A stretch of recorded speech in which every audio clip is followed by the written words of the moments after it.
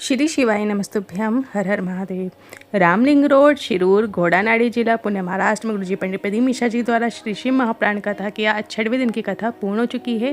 वैसे शिव महाप्राण कथा है जो कि 24 फरवरी से शुरू हुई थी और 2 मार्च को कथा का 7वां दिन रहेगा, अंतिम दिन रहेगा।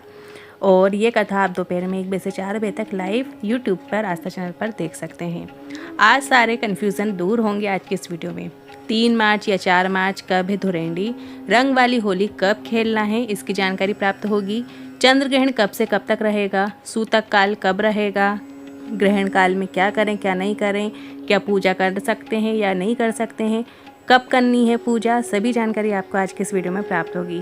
और 2 मार्च होलिका दहन के पहले किए जाने वाले विशेष उपाय जो कि होलिका दहन के समय पे किए जाते हैं, तो 7 उपाय आपको आज के इस वीडियो में प्राप्त होंगे। किसी कारणवश यदि आपने कथा नहीं सुन पाए हैं तो पूरी कथा का रास्ता तो आपको एक छोटे से वीडियो से प्राप्त होगा। तो बढ़ते हैं आज की कथा की पहली जानकारी की ओर। भगवान शिव को पाने के लिए कपड़ा बदलने की आवश्यकता नहीं है। भगवान शिव को पाने के लिए आपको अपने हृदय को बदलने की आवश्यकता है। किसी ने कुछ बोला, हमें गुस्सा आ गया। समय ऐसा हो जाता है जिसमें हम हमारे करीबी लोगों पर गुस्सा कर देते हैं, जो बिल्कुल गलत है। हमें हमारे अंदर के आत्मलिंग को ठंडा रखना ज़रूरी है, तभी हमें उस शिव की कृपा प्राप्त हो सकती है। बढ़ते हैं आज की कथा की दूसरी जानकारी की ओर। प्रदोष में कई लोग कहते हैं कि हम एक टाइम फलाहार करें कि दोनों टाइम फलाहार करें, एक टाइम भूखे रहें या दोनों टाइम। तो गुरुजी ने कहा, या तो शिव महाप्राण की कथा कहती है आपका शरीर जैसा साध सके वैसा रखो। आपकी आत्मा की संतुष्टि, आपके हृदय की संतुष्टि से शिव प्रसन्न होते हैं। कहते हैं आज की कथा की तीसरी जानकारी की ओर। गुरुजी ने कहा, शिव महाप्राण की कथा कहती है एक फल का सेवन करो पर शिव महाप्राण कथा सुनो। शिव महाप्राण कथा सुनने के कुछ नियम भी होते हैं। यदि आप एक फल का सेवन करके शिव महाप्राण कर सकते हो तो ज़रूर शिव महाप्राण का श्रवण करो। एक समय यदि आप फलाहार करके शिव महाप्राण का श्रवण कर सकते हो तो शिव महाप्राण सुनो। दोनों समय भोजन करो तो शिव महाप्राण सुनो। यदि इतने से भी काम ना चले तो टिफ़िन लेकर चलो शिव महाप्राण कथा में, पर शिव महाप्राण कथा ज़रूर सुनो। पढ़ते हैं अगली चौथी जानकारी की ओर। बिकाजी सखाराम जी पत्र लेकर आए, लिखते हैं संतान सुख नहीं था पर शिव के साथ नहीं छोड़ा। भक्ति करती रही और शिव की कृपा से संतान सुख हुआ है, उसी का आभार व्यक्त करने आए हैं। बढ़ते हैं अगली 5वीं जानकारी की ओर। उषा जी पत्र लेकर आई, लिखती हैं मेरे पेट में डॉक्टर ने गठान बता दी थी, कैंसर बता दिया था और कहा कि ऑपरेशन होगा। मैंने डॉक्टर की दवाई खाना शुरू की। रुद्राक्ष का जल शिवलिंग पर चढ़ाकर वही जल मैंने आचमन करना प्रारंभ किया और जल का आचमन मैंने एक विशेष क्रम में किया। जल का आचमन जब मैं जप करती नंदी के पास बैठकर ही करती और मेरी जो शरीर की जो गठान थी वो मेरी पूरी तरीके से समाप्त हो गई है। मुझे कैंसर भी नहीं है, उसी का आभार व्यक्त करने आए हैं। बढ़ते हैं अगली 6वीं जानकारी की ओर। शुभांगी जी पत्र लेकर आए, लिखती हैं संतान सुख नहीं था, भोलेनाथ को जल चढ़ाना शुरू किया और जल चढ़ाते चढ़ाते पशुपतिनाथ व्रत भी धारण किया और मुझे पुत्र रत्न की प्राप्ति हुई है, उसी का आभार व्यक्त करने आए हैं। बढ़ते हैं अगली 7वीं जानकारी की ओर। मेरा बेटा नीट की तैयारी कर रहा था पर उसका चयन नहीं हो पा रहा था। पत्र में लिखा, पर मैंने कहा मेहनत अधिकता में करो और एग्ज़ाम देने से पहले बीज वाली पत्ती में शहद लगाकर एग्ज़ाम दो। बेटे ने ऐसा ही किया और बेटा गवर्नमेंट कॉलेज से MBBS की तैयारी कर रहा है, उसी का आभार व्यक्त करने आए हैं। बढ़ते हैं आज की कथा की 8वीं जानकारी की ओर। मानसी जी पत्र लेकर आई, लिखती हैं संतान सुख नहीं था, 7 साल हो गए थे। कथा पंडाल में बैठकर कथा सुनी, 2 बार सफ़ेद आकड़े की जड़ का प्रयोग भी किया, 2 बार पशुपतिनाथ व्रत भी किया और बाबा की ऐसी कृपा हुई कि जुड़वा बच्चों ने जन्म लिया है, उसी का आभार व्यक्त करने आए हैं। बढ़ते हैं अगली 9वीं जानकारी की ओर। संध्या जी पत्र लेकर आई, लिखती हैं मेरी बेटी की उम्र 21 साल है और उसने कहा कि क्या मेहनत करने से पुलिस में चयन हो सकता है। तो मैंने कहा हाँ, क्यों नहीं होगा। बेटी ने सीहोर की कांवड़ यात्रा भी भरी और पंडाल में कथा भी सुनी और बाबा की कृपा से मेरी बेटी का पुलिस में चयन हो गया है, उसी का आभार व्यक्त करने आए हैं। बढ़ते हैं अगली 10वीं जानकारी की ओर। इस वर्ष होली को लेकर बहुत ज़्यादा कन्फ्यूज़न है। तो जो होलिका दहन है वो 2 मार्च सोमवार के दिन रात्रि 8:30 बजे के लगभग करना चाहिए। होलिका दहन 2 मार्च को पूर्णिमा का दिन भी है, बस स्नान दान पूर्णिमा नहीं है, व्रत पूर्णिमा रहेगी इस दिन।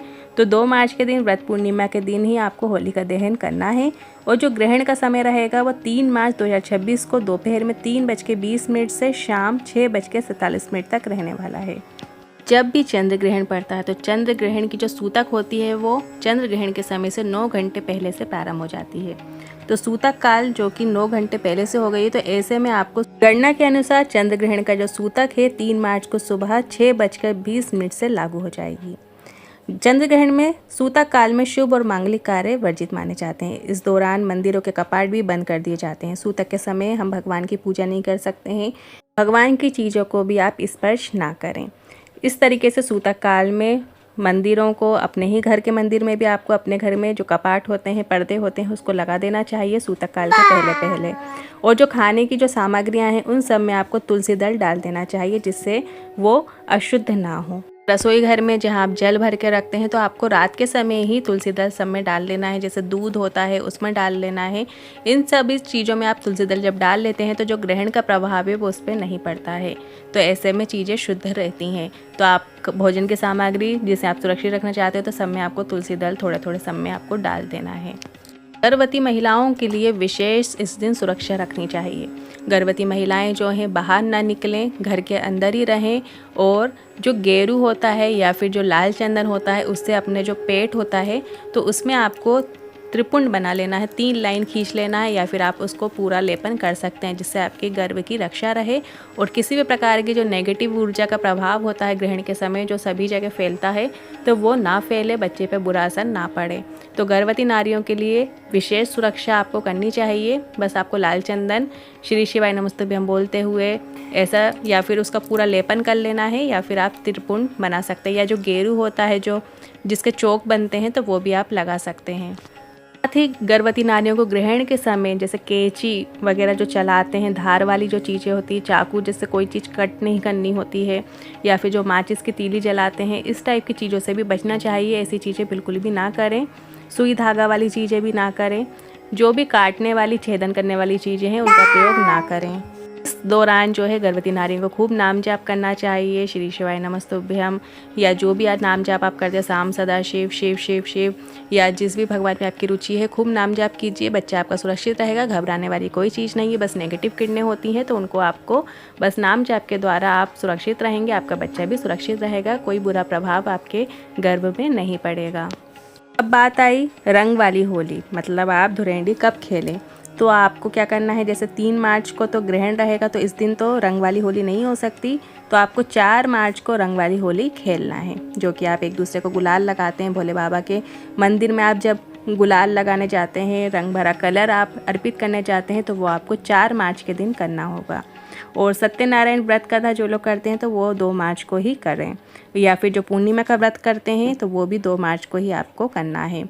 पूर्णिमा से जुड़े उपाय भी गुरुजी के बताए कुछ विशेष हैं जो कि आप 2 मार्च पूर्णिमा के दिन कर सकते हैं। पूर्णिमा के दिन गुरुजी का बताया बहुत अच्छा मनोकामना पूर्ति उपाय है, जिससे आप शाम के समय भी कर सकते हैं या सुबह के समय भी कर सकते हैं। इस उपाय के लिए आपको 1 चावल का दाना, 1 बेलपत्र और 1 कलश जल की आवश्यकता होगी। तो आपको सबसे पहले क्या करना है, 1 चावल का दाना भोले बाबा की शिवलिंग पे अर्पित करना है, फिर 1 बेलपत्र अपनी कामना करते हुए अर्पित कर देना है, और इसके बाद 1 कलश जल आपको चंद्रमौली महादेव का नाम लेते हुए धीमी धीमी धार से जल अर्पित कर देना है।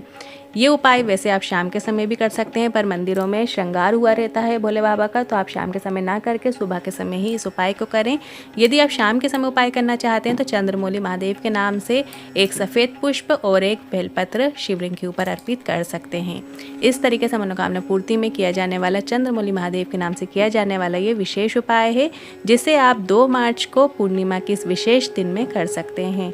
बहुत ही सरल और आसान उपाय है। कम से कम 5 पूर्णिमा आप ये उपाय ज़रूर करके देखिएगा, लाभ देखने को मिलेगा। पढ़ते हैं होलिका दहन में किया जाने वाले कुछ विशेष उपाय की ओर। 2 मार्च को ही, मतलब कल के दिन ही आप होलिका दहन करेंगे, तो अगर आपके घर में बिना झगड़े, बिना कारण ही झगड़े होते हैं, मन अशांत रहता है, घर में भारीपन सा महसूस होता है, होलिका दहन के अगले दिन सुबह जब राख ठंडी हो जाए तो थोड़ी सी राख आपको घर ले आना है। अब ध्यान रखिए, देखिए 6:20 पर तो आपके जो है सूतकाल शुरू हो जाएगा, तो उसके पहले पहले यदि आप घर में राख ले आ सकते हैं तो काफ़ी अच्छी बात है। 6:20 के बाद आपको नहीं लाना है, क्योंकि सूतकाल प्रारंभ हो जाएगा। कोई भी शुभ चीज़ आपको नहीं करना है, तो सुबह 6:20 के पहले पहले आपको होलिका दहन की जो राख है वो ठंडी जब हो जाए तो थोड़ी सी राख अपने घर लेकर आना है, और उस राख को घर के हर कोने में हल्का सा आपको छिड़क देना है। इससे जो है नकारात्मक ऊर्जा समाप्त होती है, वास्तु दोष शांत होता है, घर में सुख शांति का वास होता है। मुख्य द्वार पर उस राख की छोटी सी एक पोटली बनाकर भी रख सकते हैं या मुख्य द्वार पर उसी राख का एक छोटा सा स्वास्तिका आप बना सकते हैं। इससे नज़र दोष भी समाप्त होता है और समृद्धि का प्रवेश घर में होता है। इसी तरीके से एक और विशेष उपाय है जो कि आप होलिका दहन में कर सकते हैं। अगर बच्चा बार बार बीमार पड़ता है या अचानक चिड़चिड़ा हो गया है तो होलिका दहन के अगले दिन ठंडी राख जो आप लेके आएंगे उसमें थोड़ा सा घी या गंगा जल मिलाकर बच्चे के माथे, गले और छाती पर तिलक लगा दें। कहा जाता है ये तिलक सुरक्षा कवच का काम करता है और अगर नज़र बहुत ज़्यादा लगती हो तो एक छोटे से कपड़े में पीली सरसों, नमक और सूखी लाल मिर्च बांधकर बच्चे के ऊपर से 7 बार उतारें और उसे जलती होलिका की अग्नि में डाल दें। इस तरीके से आप ये उपाय कर सकते हैं। जैसे जैसे वो सामग्री जलेगी वैसे वैसे नकारात्मकता भी समाप्त होगी। अब होलिका दहन में क्या चीज़ें आप अवश्य डालिए वो ध्यान से सुनिएगा। कपूर और हरी इलायची आप होलिका की अग्नि में ज़रूर अर्पित कीजिएगा। इससे वातावरण तो शुद्ध रहता ही है, साथ ही मानसिक शांति भी प्रदान होता है और माता लक्ष्मी भी प्रसन्न होती हैं, क्योंकि जो इलायची होती है माता लक्ष्मी को अति प्रिय है और माता लक्ष्मी उससे प्रसन्न होती हैं। उसी तरीके से पीली सरसों भी आपको होलिका दहन के समय अग्नि में ज़रूर अर्पित करना है। यह बुरी नज़र को दूर करने में सहायक होती है। वहीं जो गाय के गोबर के उपले होते हैं वो ज़रूर आपको रखना चाहिए। इससे अग्नि में डालने से वातावरण शुद्ध होता है और सकारात्मक ऊर्जा बढ़ती है। नारियल और पान के पत्ते, ये परिवार की दीर्घायु और अच्छे स्वास्थ्य के लिए होलिका में नारियल और पान के पत्ते ज़रूर अर्पित कीजिएगा। गेहूं और जौ, अच्छी फसल और आर्थिक स्थिरता की कामना से अनाज अवश्य अर्पित करें।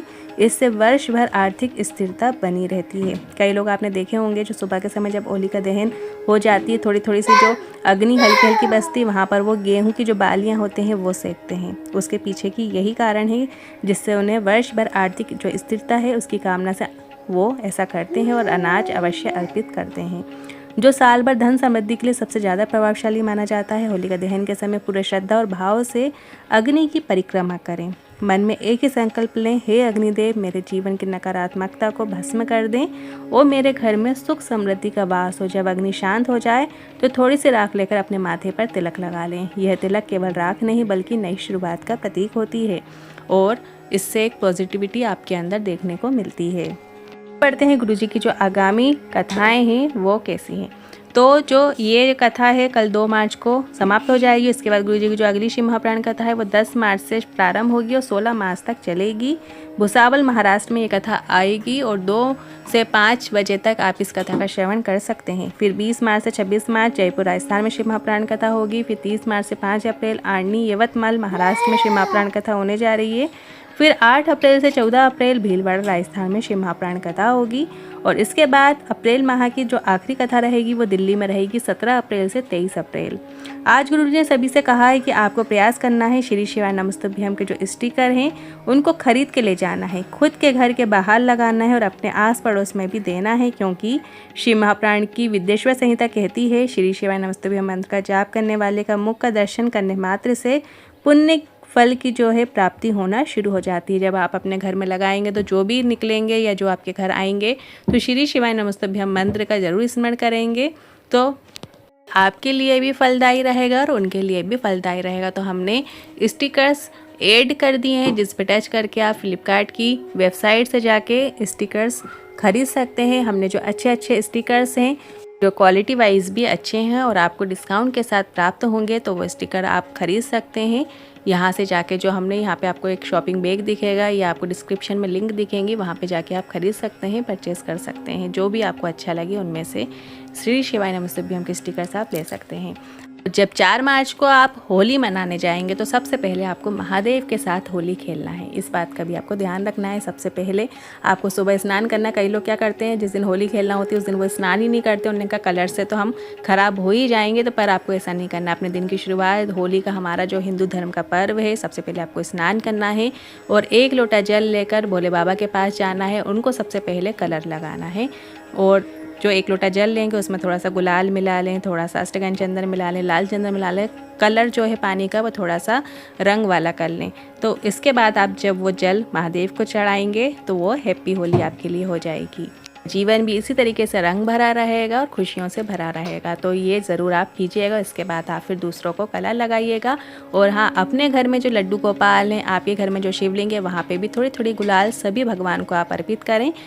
बाद वही प्लेट में जो गुलाल लेकर आपने भगवान को अर्पित की है, वही प्लेट की जो गुलाल है अपने घर के बड़ों को, सदस्यों को, सबको आप गुलाल लगाएं, तिलक लगाएं, उनके चरण स्पर्श करें और इसके बाद अपने मित्रों के साथ आप होली खेलने के लिए जा सकते हैं।